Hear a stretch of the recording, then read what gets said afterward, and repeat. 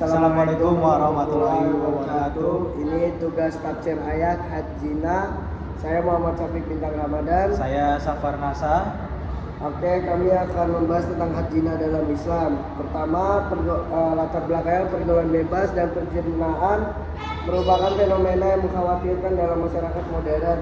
Islam sebagai agama yang sempurna telah memberikan aturan yang jelas terhadap masalah ini, baik dari sisi pencegahan maupun penanganannya.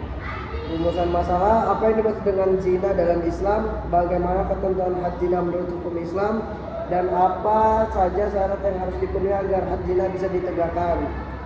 Yang selanjutnya adalah tujuan menjelaskan pengertian zina dalam perspektif Islam, mengurangi ketentuan hukum bagi pelaku zina, menjelaskan cara pembuktian dalam pelaksanaan had zina. Pembahasannya dilanjutkan oleh rekan saya. Pengertian zina. Zina adalah hubungan seksual yang dilakukan oleh laki-laki dan perempuan tanpa adanya ikatan pernikahan yang sah menurut hukum Islam. Perbuatan ini termasuk dosa besar yang mendapat ancaman keras dalam Al-Quran dan hadis Nabi SAW. B. Jenis-jenis zina. Yang pertama ada zina muhsan, zina yang dilakukan oleh orang-orang yang telah menikah atau pernah menikah secara sah. Yang kedua, zina gairu muhsan, zina yang dilakukan oleh seorang yang belum pernah menikah atau belum menikah secara sah.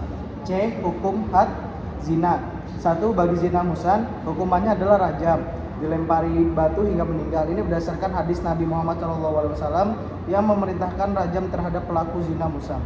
Yang kedua, bagi zina gairu muhsan, hukumannya adalah 100 kali cambukan, sebagaimana disebutkan dalam Al-Quran surah An-Nur ayat 2. Perempuan yang berzina adalah laki-laki yang berzina, maka deralah tiap-tiap seorang dari keduanya 100 kali derat. D. Syarat-syarat pelaksanaan had zina. Agar hukuman had zina dapat dilaksanakan, syarat-syaratnya harus terpenuhi sebagai berikut. Yang pertama, kesaksian 4 orang saksi laki-laki yang adil yang melihat langsung perbuatan zina secara jelas. Kedua, pengakuan pelaku sebanyak 4 kali dilakukan dalam keadaan sadar dan tanpa paksaan. Ketiga, jika tidak dipenuhi maka pelaku tidak dikenai had, tetapi dapat dikenai hukuman taksir sesuai kebijakan hakim. E. Hikmah dan tujuan had zina: menjaga kehormatan dan martabat individu, melindungi nasab keturunan yang sah, menegakkan moralitas dalam masyarakat, dan mencegah penyebaran perilaku seksual yang menyimpang. Penutup. A. Kesimpulan, had zina merupakan bentuk hukum pidana Islam yang direncanakan untuk menjaga kemuliaan dan ketertiban masyarakat.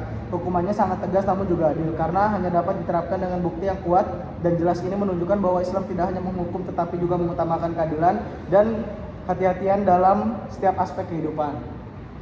Oke, mungkin saran dari kelompok kami, pendidikan agama yang kuat dan lingkungan yang kondusif sangat penting dalam pencegahan perbuatan zina.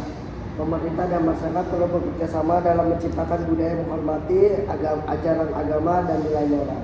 Sekian presentasi tentang had zina. Assalamualaikum warahmatullahi wabarakatuh.